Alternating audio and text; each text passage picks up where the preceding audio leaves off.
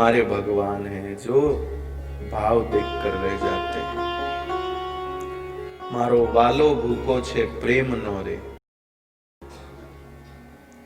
भावों को महत्व देने वाले भगवान ही है भाई। तभी तो दुर्योधन के 56 भोग छोड़ करके विदुर जी के यहाँ साग भाजी खाने को पहुंचे। दुर्योधन के सलाहकार तो उसके मामा जी थे। बहुत लोगों के सलाहकार साला जी होते हैं, बहुतों के मामा जी होते हैं। बढ़िया ही होते हैं, वैसे कोई खराब नहीं होते।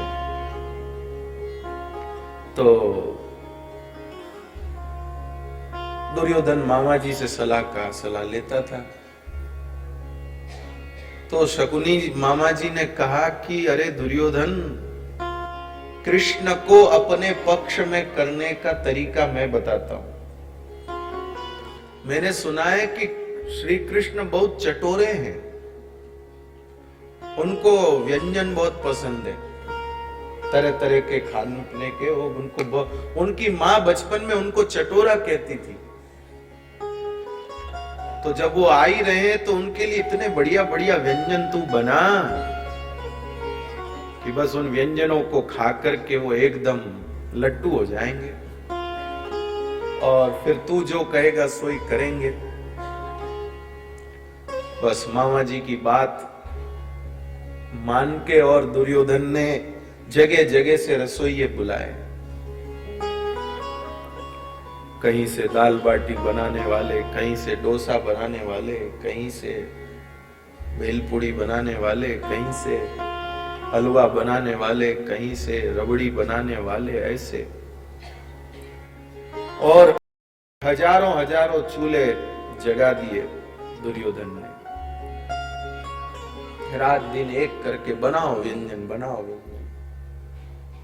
ये जितना अपना हॉल है ना, इससे कहीं ज्यादा बड़ा हॉल व्यंजन सजा दिए। श्री कृष्ण को लाएंगे, खिलाएंगे, अपने बस में कर लेंगे। भगवान आए। भगवान ने कहा भाई, पांडवों को आप या तो उनका राज्य दो, नहीं दे सकते हो तो 5 गांव ही दे दो, वो वहां पर अपना समय तो बिता लें। दुर्योधन बोला सुई की नोक जितनी भी नहीं देंगे। बड़े आए 5 गांव वाले। फिर जो घटना घटी वो सब मुझे नहीं बताना। भगवान फिर बोले मैं चलता हूं। दुर्योधन ने बोला कहां चलते हो? अरे हमने आपके लिए बहुत भारी प्रबंध किया है, एकदम सरप्राइज है, देखोगे देखते रह जाओ, ऐसा जबरदस्त है, चलो तो सही। ठाकुर जी मन ही मन बोले बात तो मानता नहीं और तेरा सरप्राइज लेने में चलूं। बात मानता तो चलता भी था। भगवान ने कहा कि नहीं, मैं तो नहीं चल सकता तुम्हारे साथ, मैं कहीं और जाने वाला हूं।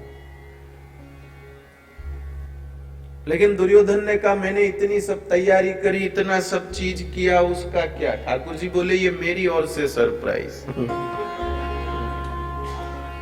अब तू ही आनंद ले।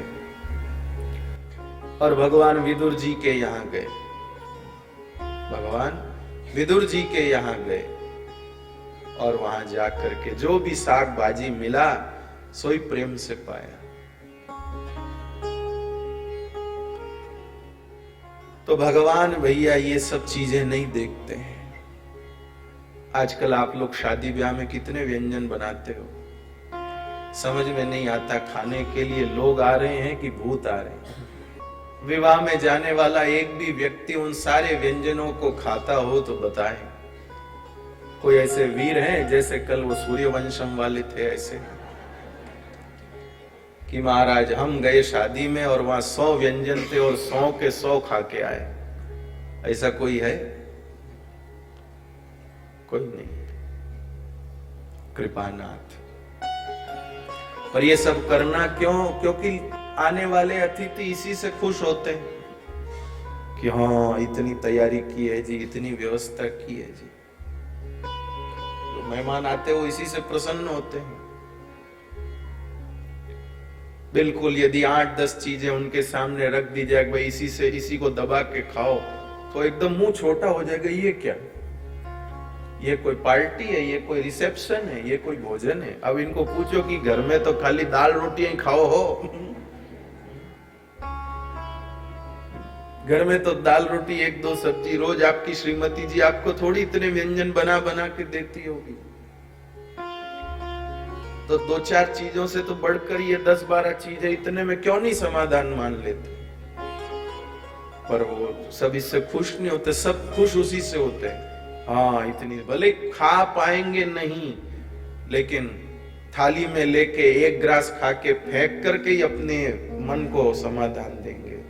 लेकिन नहीं, इतना सब उसी से खुश होते, इसलिए करते बेचारे। आप लोग भी क्या करें, खाने वाले भी आप ही लोग हैं, वो सबसे खुश होने वाले भी आप ही लोग हैं, करने वाले भी आप ही लोग हैं। लेकिन हमारे भगवान ये सब व्यंजनों से नहीं, भाव से प्रसन्न होते हैं, भावग्राही हैं। इसलिए भगवान कुंती मैया के भाव को देख करके रुक गए और फिर उसके बाद भगवान दादा भीष्म को मिलने के लिए गए। भीष्म पितामह बाणों की शैया पर लेटे थे, वहां गए। दादाजी भगवान का इंतजार कर रहे थे, कब आएंगे कब आएंगे।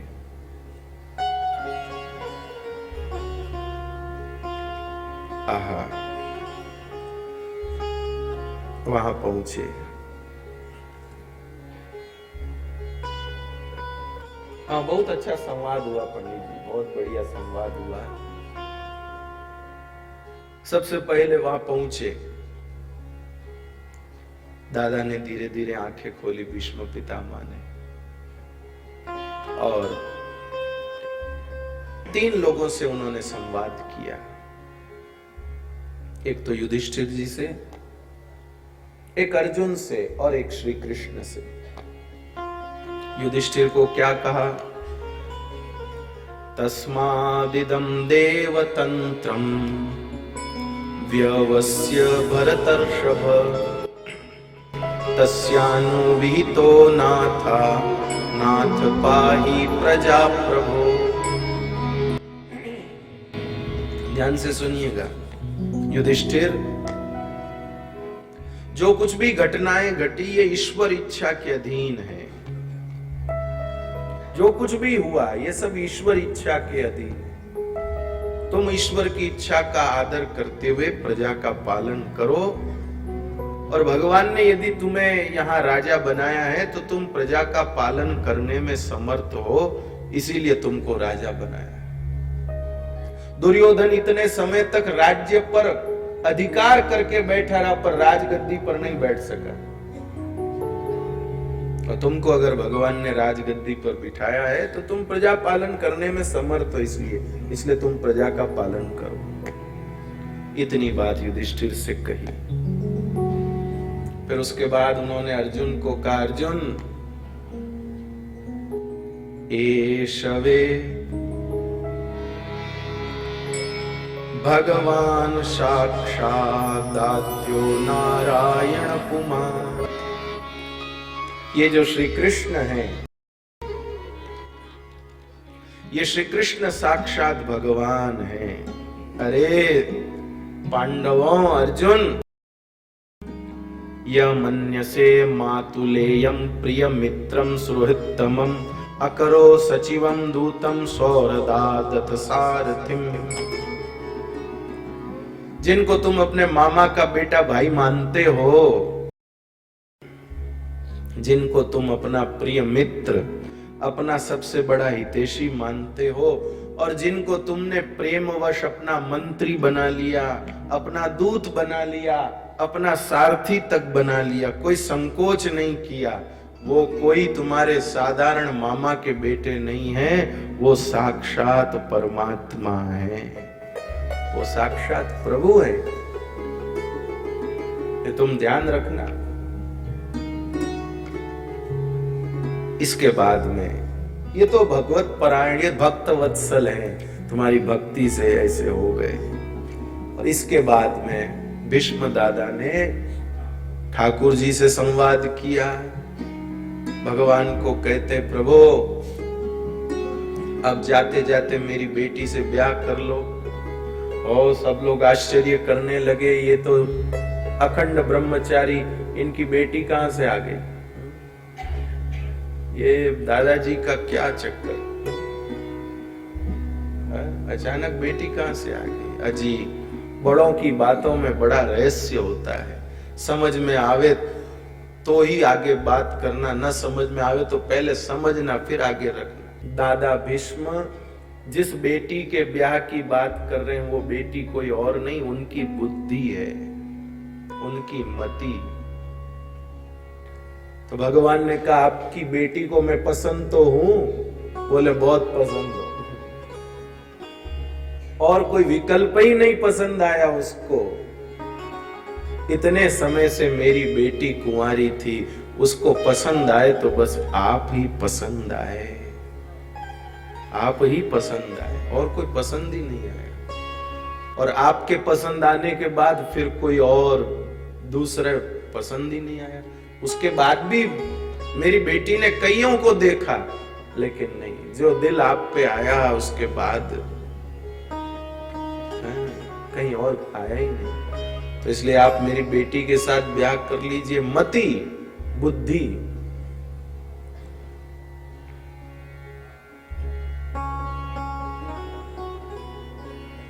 किसी किसी का दिल प्यार करता, बुद्धि प्यार नहीं करती।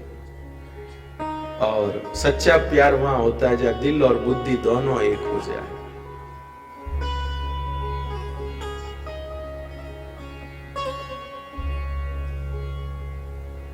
दादाजी ने कहा, इतिमति रूप कल्पिता वितृष्णा भगवती सात्वत पुंगवे विभुम्नि स्वसुखमुपगते क्वचिद् विहर्तुं प्रकृतिमुपेयुष्य भव प्रवाह। और एक श्लोक जो मुझे बहुत अच्छा लगता है, मुझे उच्चारण करने में भी बहुत अच्छा लगता है। त्रिभुवन कमनम तमाल वर्णम रविकर गौर वरांबरम दधाने वपुरलककुला वृताननाब्जं विजय सखे रतिरस्तु मे नवद्या। दादा भीष्म बता रहे हैं कि मुझे आप कब पसंद आए। बोले पसंद तो आप शुरू से ही आ गए थे, जब मैं आपके बारे में सुनता था तब से ही। दुनिया में एक भगवान ऐसे हैं भैया, जिनके बारे में सुन सुन के लोग उनसे प्रेम करते हैं। जिन लोगों को हम मिलते हैं उनसे भी हम इतना प्रेम नहीं करते, जिनके साथ रहते हैं उनसे भी इतना प्रेम नहीं करते। लेकिन हमारे भगवान ऐसे हैं जिनके बारे में सुन सुन के हम प्रेम करते हैं। अब तक भगवान को देख के प्रेम कितनों ने किया? भगवान को देखकर प्रेम किया। ऐसे उदाहरण मेरे हिसाब से कोई मिल जाए, कोई तो एक आध कोई मिल जाए तो अपवाद तो ठीक है, बाकी नहीं। बिना देखे ही प्रेम करने वाले। रुक्मणी जी ने भगवान से प्रेम किया। माइयों आप तो कथा सुनती रहती हो, चलो बताओ रुक्मणी जी ने भगवान से प्रेम कैसे किया? उनकी फोटो देख के, उनको देख के कैसे? हैं? सुन के, देख के किया,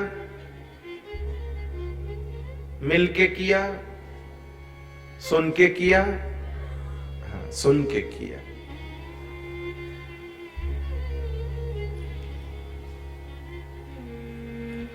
सुन के किया भगवान ऐसे। बाकी आज तक किसी ने भगवान को देखा कहां? फोटो कहां देखी? क्या आपको ये रही ना फोटो?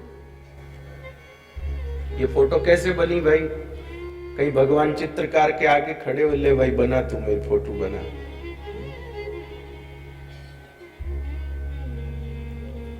चित्रकार सुंदर से सुंदर जो चेहरा बना सकता था वो बना दिया और उसका नाम भगवान दे दिया। इसलिए कहीं ये फोटो लेके मत बैठना, आपकी भगवान दर्शन देंगे तो मिलान करेंगे।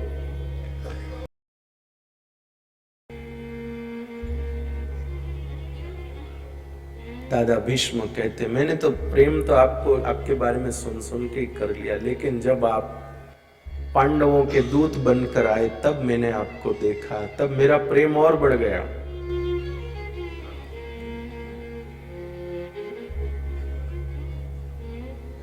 और फिर मैंने आपको युद्ध के मैदान में देखा। युद्ध में आपकी अलकावली उड़ उड़ करके आगे आती थी और आप बीच बीच में उनको पीछे करते थे। आपके मस्तक पर श्वेत बिंदु, आप पीतांबर से उसको पहुंचते थे। आपके श्याम श्रीअंग पर मैदान की धूल उड़ उड़ करके जमा हो जाती थी और आप श्याम रंग से पांडु रंग हो जाते थे। वो सब मुझे याद है, वो सब मुझे याद है। दादाजी का प्रेम बहुत अलौकिक है, बहुत अलौकिक है।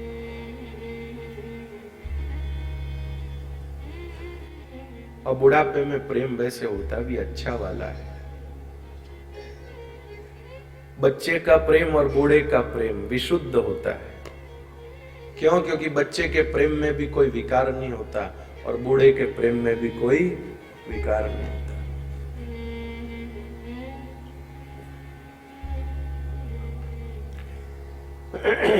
जब तक दादा कहते रहे ठाकुर जी खड़े रहे। फिर ठाकुर जी का दर्शन करते करते दादा ने भगवत धाम प्रयाण किया। फिर हमारे ठाकुर जी द्वारिकापुरी आ गए, वहां कुछ समय रहे और लीला संवरण कर लिया। फिर पांडवों ने भी जो है भगवान के स्मरण को करते हुए घर छोड़ दिया और वे हिमालय की ओर चले गए। परीक्षित जी को राजा बना दिया। परीक्षित जी राजगद्दी संभाले। बहुत अच्छे राजा परीक्षित जी। एक बार उन्होंने नदी किनारे देखा एक अत्यंत भयानक आकृति का व्यक्ति गाय और बैल पर प्रहार कर रहा। उन्होंने उस व्यक्ति से पूछा, भाई तू कौन है और मेरे राज्य में ऐसा क्यों कर रहा है? क्यों गाय बैल के ऊपर प्रहार कर रहा है? गौ माता पृथ्वी का स्वरूप है और बैल धर्म का स्वरूप है। इनके ऊपर प्रहार करना अच्छी बात नहीं। तब उस व्यक्ति ने कहा कि मैं क्या करूं? मैं कली हूं, मेरे आने का समय हो गया, लेकिन आपके प्रभाव से मुझे अवसर ही नहीं मिलता है। ब्रह्मा जी ने मुझे भेजा है, अब आप मुझे जगह दो। तो परीक्षित जी ने कहा, जाओ जहां झूठ बोला जाता है, जहां कपट होती है, जहां हिंसा होती है, व्यभिचार है, जुआ खेला जाता है, ऐसी ऐसी जगह पे जाके तू रहे। कलयुग बोला, वहां तो मैं पहले से ही रहता हूं, वहां तो पहले ही मेरी कॉलोनियां बनी हुई है, कोई नई जगह दो मेरे को। तो पता नहीं हमारे परीक्षित महाराज को क्या सूझा। उन्होंने स्वर्ण में स्थान दे दिया, जाओ तू सोने में जाके रहे। स्वर्ण में स्थान दे दिया।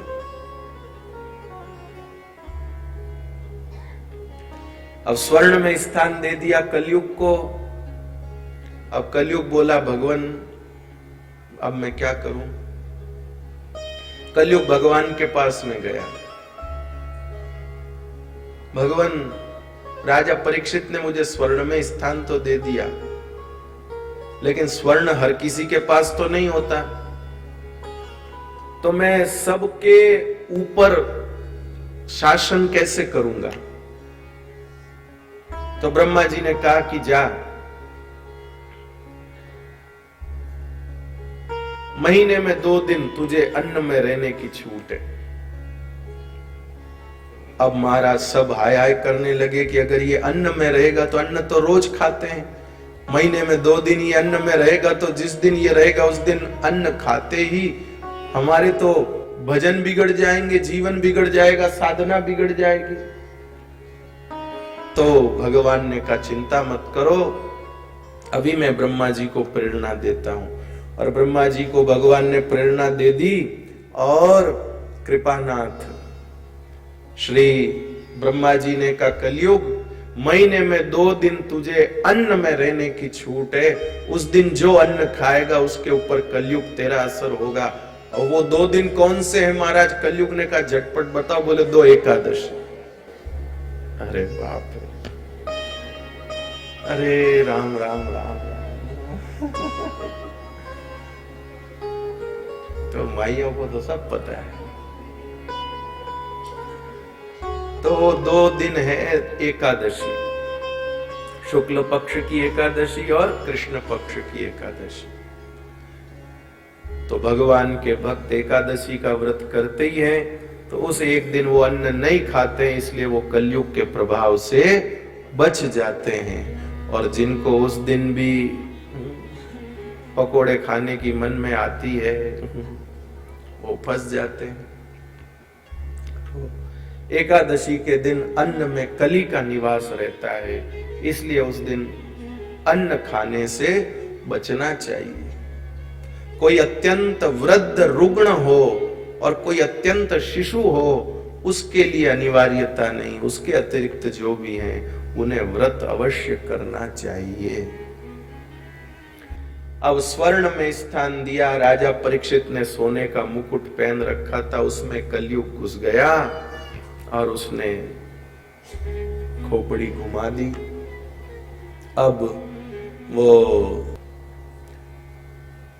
राजा परीक्षित घूमते घूमते उसको प्यास लगी, तो एक महात्मा जी का स्थान आया, आश्रम आया। वहां पर उसने परीक्षित जी ने घोड़े पर बैठे बैठे कहा अंदर कौन है? मुझे पानी पिलाओ, प्यास लगी है। मैं यहाँ का राजा हूं। अब महात्मा ने सोचा हमारे राजा तो परीक्षित जी और वो इतने अशिष्ट नहीं है कि घोड़े पर बैठे बैठे जल मांगे। हम किसी से क्या मांगते हैं उससे भी हमारे स्वरूप का पता चलता है कि हमारा स्तर क्या है। हमारी वाणी सुनिएगा कृपानाथ। एक सड़क के किनारे पर एक सूरदास जी बैठे रहते थे। तो एक बार एक ठाकुर साहब घोड़े पर बैठे थे, उनका नौकर उनके साथ साथ चल रहा था। तो नौकर बोला, हे अंधे बाबा राम राम। तो अंधा बोला, हाँ नौकर भाई राम राम। ठाकुर साहब बोले, सूरदास जी राम राम। ठाकुर साहब राम राम। किसी तीसरे व्यक्ति ने पूछा कि तू तो अंधा है, तुझे कैसे पता चला कि पहले बोला वो नौकर था बाद में बोला वो ठाकुर था? वो बोला हमारी आंख क्या फूटोड़ी है, हियारी थोड़ी फूटोड़ी है।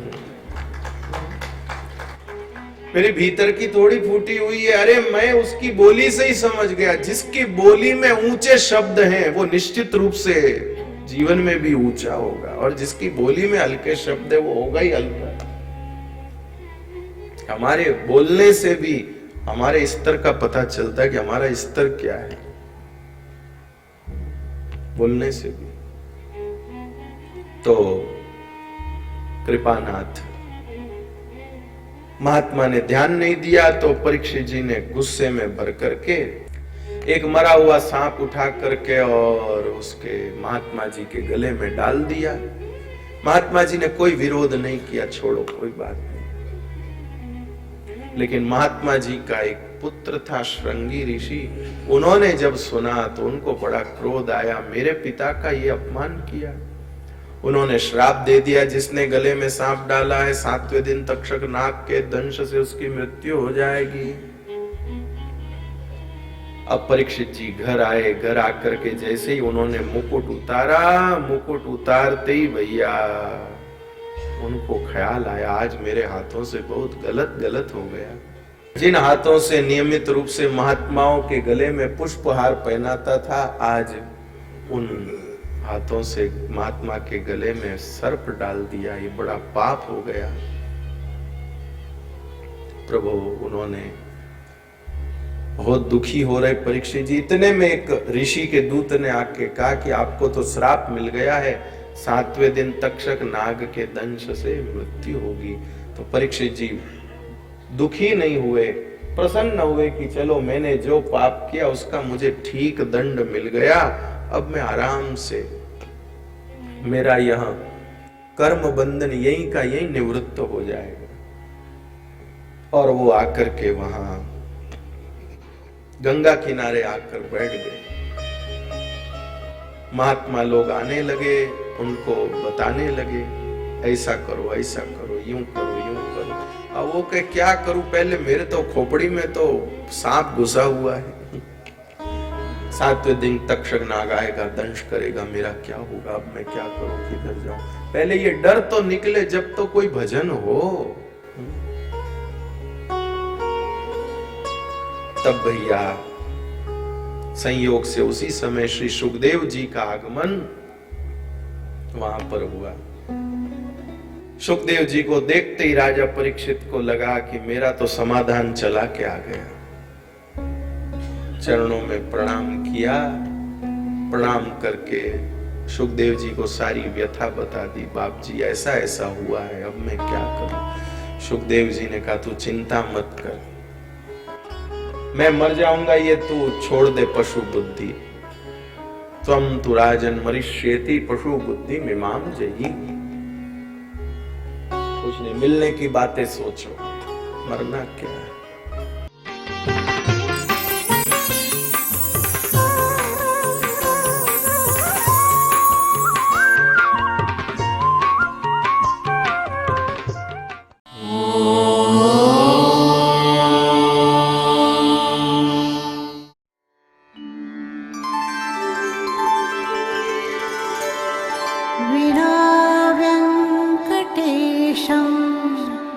ननाथो ननाथः सदा वेङ्कटेशं स्मरामि स्मरामि।